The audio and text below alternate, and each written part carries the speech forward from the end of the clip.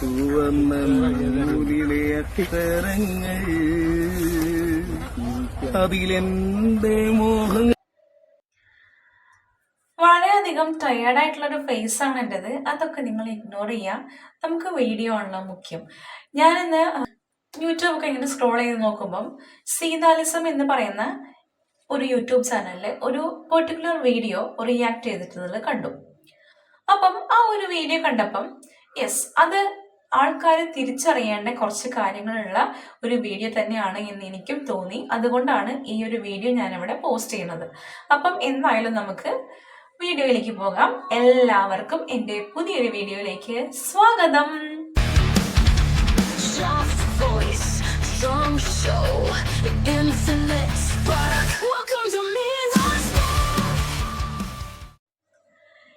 ഈ ഒരു വീഡിയോയിൽ കാണുന്ന ഈ ഒരു പർട്ടിക്കുലർ ലേഡിക്ക് ഒരു ഭർത്താവുണ്ട്.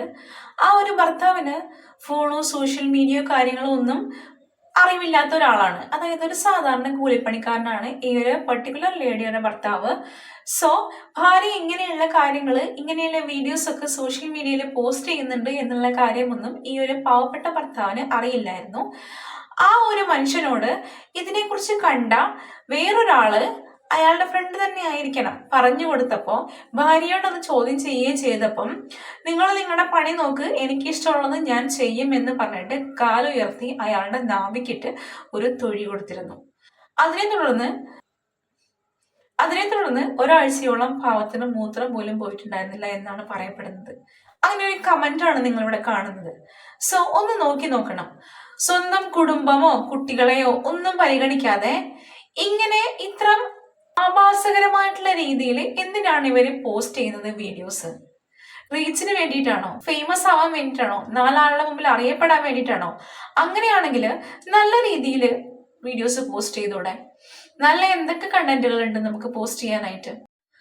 നാലാളെ കൊണ്ട് പറയിപ്പിച്ച് ഫേമസ് ആവുന്നതും നാലാളെ കൊണ്ട് നല്ലത് പറഞ്ഞ് ഫേമസ് ആവുന്നതും തമ്മിൽ എത്രയോ അധികം ഡിഫറൻസ് ഉണ്ട്.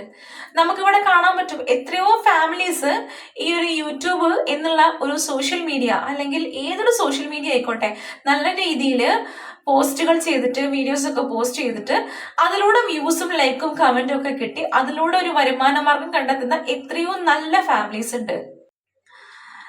എല്ലാവർക്കും അങ്ങനെ കഴിഞ്ഞെന്ന് വരില്ല.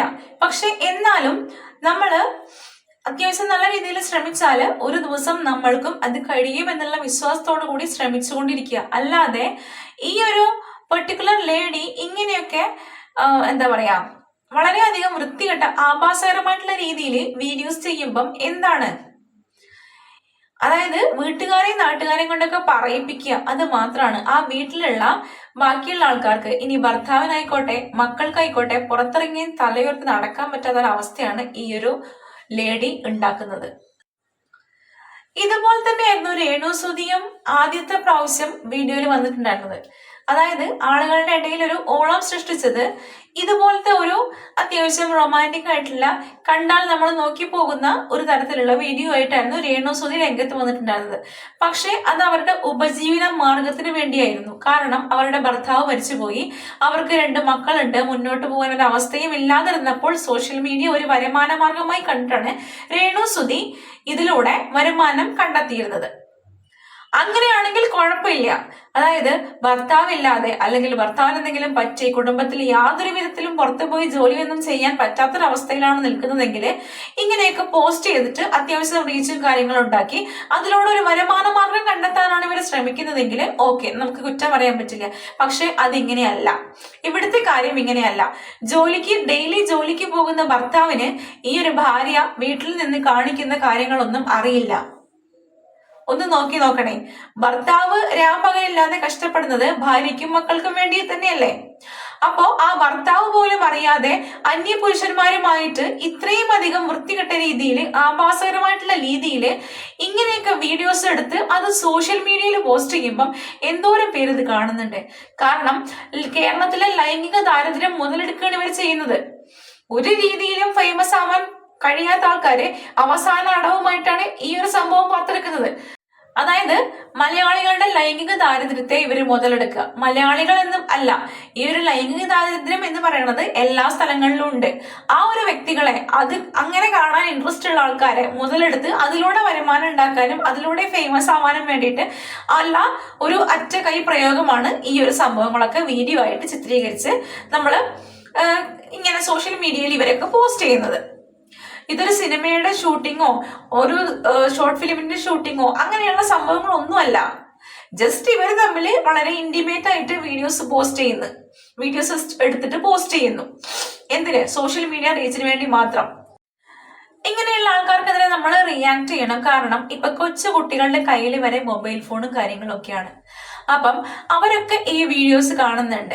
ഈ ഒരു കൊച്ചു കുട്ടികൾ എന്നൊക്കെ പറയണത് അത്യാവശ്യം ആ ഒരു ചെറിയ പ്രായത്തിൽ ക്യൂരിയോസിറ്റി കൂടുതലായിരിക്കും. ഇവരെന്താണ് ചെയ്യുന്നത്, ഇതിലെന്താണ് നടക്കുന്നത്, ഇങ്ങനെയൊക്കെ ചെയ്താൽ എന്താണ് ആകാൻ പറ്റുന്നത്, എന്താണ് നമുക്ക് ഫീൽ ആവുന്നത് എന്നുള്ളതെല്ലാം ഇവർക്ക് സംശയമായിട്ട് വരും. അപ്പം അവരതിന് പിന്നാലെ പോകും. അപ്പം അങ്ങനെ നമ്മുടെ ചെറിയ തലമുറ തന്നെ വഴിതെറ്റി പോകാനുള്ള എല്ലാ സാധ്യതകളും ഉണ്ട്. അപ്പം ഇങ്ങനെയുള്ള കാര്യങ്ങൾ, അതായത് സോഷ്യൽ മീഡിയയിൽ പബ്ലിക്കായിട്ട് ഇങ്ങനെയുള്ള വീഡിയോസ് ഒക്കെ നമ്മൾ പോസ്റ്റ് ചെയ്യുമ്പോൾ ഒന്ന് ചിന്തിക്കുക. നമ്മുടെ ചെറിയ കുട്ടികൾ വരെ ഈ ഒരു വീഡിയോസ് ഒക്കെ കാണുന്നുണ്ട്, അവരും ഈ ഒരു സംഭവങ്ങളൊക്കെ കാണുന്നുണ്ട്. ഒരുപക്ഷെ ഈ ലേഡിക്കും ഉണ്ടാകും. ചെറിയ കുട്ടികളും കാര്യങ്ങളും, അല്ലെങ്കിൽ വലിയ കുട്ടികളാണെങ്കിലും ചെറിയ കുട്ടികളാണെങ്കിലും ആരാണെങ്കിലും ആയിക്കോട്ടെ, ഭർത്താവിന് പോലും ഇത് കണ്ടു നിൽക്കാൻ കഴിയുമെന്ന് എനിക്ക് തോന്നുന്നില്ല. അത്രയും ആഭാസകരമായിട്ടാണ് ഇവർ വീഡിയോസും കാര്യങ്ങളൊക്കെ പോസ്റ്റ് ചെയ്യുന്നത്. ഇവർക്കെതിരെ എന്തെങ്കിലും നടപടിയൊക്കെ എടുക്കാൻ പറ്റുവാണെങ്കിൽ അത് അത്രയും നല്ലത്. കാരണം ഈ ഒരു സോഷ്യൽ മീഡിയയിലൊക്കെ ഒരു ഉപജീവന മാർഗമായിട്ട് വീഡിയോസ് പോസ്റ്റ് ചെയ്തിട്ട് അതിലൂടെ ഒരു നല്ല രീതിയിലുള്ള റീച്ചും നല്ല രീതിയിലുള്ള വരുമാനവും കണ്ടെത്തുന്ന ഒരുപാട് പേരുണ്ട്. അവർക്കും കൂടി ഒരു ചീത്തപ്പേരുമായിട്ടാണ് ഇവര് ഇങ്ങനെയൊക്കെ പോസ്റ്റ് ചെയ്യുമ്പം എന്താ പറയാ, അവർക്കും കൂടി ഒരു ചീത്തപ്പേരാണ് ഉണ്ടാവുക. ഇവര് മാത്രമല്ല, ഈ ഒരു ലൈംഗിക ദാരിദ്ര്യം കയ്യിലെടുക്കുന്നത് ഈ ഒരു സാധാരണക്കാരനായിട്ടുള്ള ആളുകൾ മാത്രമല്ല. അതായത് ഇപ്പൊ നമ്മൾ നോക്കുകയാണെങ്കിൽ സെലിബ്രിറ്റീസും ഈ ഒരു ലൈംഗിക ദാരിദ്ര്യം കയ്യിലെടുത്തിട്ടാണ് പല പല ഉദ്ഘാടനങ്ങളിലും നമ്മൾ നോക്കിയിട്ടുണ്ടെങ്കിൽ ഒരുപാട് വെച്ചുകെട്ടലുമായിട്ട്, അതായത് സ്ത്രീ സൗന്ദര്യം എന്ന് പറയാൻ പറ്റില്ല, സ്ത്രീയുടെ ശരീരം എങ്ങനെയൊക്കെ ഉന്തി മുഴപ്പിച്ച് കാണിക്കാൻ പറ്റുമോ, അതിലൂടെ ജനങ്ങളെ ആകർഷിക്കാൻ പറ്റുമോ എന്നുള്ള രീതിയിലൊക്കെ സിനിമാ നടികൾ വരെ ഇങ്ങനെ തുറപ്പിച്ചും ഉന്തിപ്പിച്ചും ഒക്കെ ഓരോരോ ശരീരഭാഗങ്ങൾ കാണിക്കുന്നുണ്ട്. അതും ഇത് തന്നെയാണ് ലക്ഷ്യം. കേരളത്തിലെ ജനങ്ങളുടെ ലൈംഗിക ദാരിദ്ര്യം മുതലെടുത്ത് അതിലൂടെ അവർക്ക് റീച്ച് ഉണ്ടാക്കുക, അല്ലെങ്കിൽ ആ ഒരു പെർട്ടിക്കുലർ, അതായത് ഇവരെ ഉദ്ഘാടനത്തിന് വിളിക്കുന്ന ആ ഒരു സ്ഥലത്തേക്ക് ഈ ഒരു പെർട്ടിക്കുലർ തരത്തിൽപ്പെട്ട ആൾക്കാരെല്ലാവരും കൂടി തടിച്ചു കൂടണം, അതിലൂടെ നല്ല രീതിയിലുള്ള ജനങ്ങളുടെ പ്രവാഹം അവിടെ ഉണ്ടാവണം എന്നുള്ള രീതിയിൽ ഇതുപോലെ കാണിച്ചുകൊണ്ട് നടക്കുന്ന ഒരുപാട് നായികമാരും സിനിമാ ജീവനക്കാരും നമുക്കിടയിലുണ്ട്. ഇവർക്കെതിരെയെല്ലാം നല്ല രീതിയിൽ ആക്ഷൻ എടുക്കണം. കാരണം സമൂഹത്തില് ഇവര് മാത്രമല്ല ജീവിക്കുന്നത്, അല്ലെ? നല്ല രീതിയിൽ നടക്കണം എന്ന് ആഗ്രഹിക്കുന്ന ആൾക്കാരും സമൂഹത്തിലുണ്ട്. ശരിയായിട്ടുള്ള കാര്യം തന്നെയല്ലേ? അപ്പം ഇങ്ങനെയുള്ള ആൾക്കാരുടെ വീഡിയോസ് ഒന്നും കണ്ട് നമ്മൾ പ്രോത്സാഹിപ്പിക്കുകയല്ല വേണ്ടത്. ഇവരുടെ വീഡിയോസ് ഒക്കെ നമ്മൾ ഇത് കണ്ട് ജസ്റ്റ് ലൈക്ക് ചെയ്തില്ലെങ്കിലും കമന്റ് ചെയ്തില്ലെങ്കിലും നമ്മൾ ഇത് ഇൻട്രസ്റ്റോടെ ഫുള്ളായിട്ട് കാണുകയാണെങ്കിൽ നമ്മുടെ സോഷ്യൽ മീഡിയ പ്ലാറ്റ്ഫോമില് റീൽസിൽ ഇത് വീണ്ടും വീണ്ടും വീണ്ടും വരും. അപ്പൊ നമ്മൾ എന്ത് ചെയ്യും?